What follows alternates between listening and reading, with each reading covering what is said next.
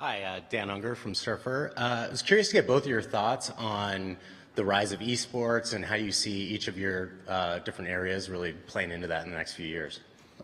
Sure, I'll start. So we're actually launching an esports league in the spring of this year with our partners at Take-Two. So around our NBA 2K game, which is enormously popular, and we're watching what's happening on Twitch with an enormous, 100 million people a month, approximately 2 hours a day of consumption of esports. So it's something we're fascinated with, and for us it's a bit of a twofer in that both we're experimenting in esports, but it's also around an NBA game. And I think along the same lines that you guys are in Twitch now, right? We're in Twitch now. We're actually streaming G League, our minor league games, on Twitch.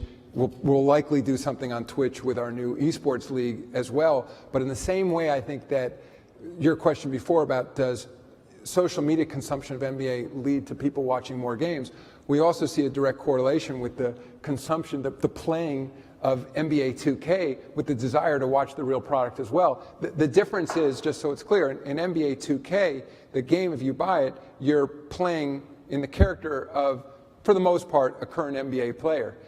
Our esports league will have nothing to do with those NBA players. There'll be an entirely new set of professional gamers, athletes, who will be competing 5-on-5. So I'm fascinated with it. I think it creates a big opportunity, and just looking back to the data, and when you see the amount of consumption that's happening on Twitch, YouTube as well, it's not as much live, but enormous amount of, I've talked to Susan about it, an enormous number of consumption hours of esports there. So it's the other thing I'll say is, as we look to expand our league, we're launching 17 of our 30 NBA teams are launching as part of this league, and I think we'll fairly quickly get to 30.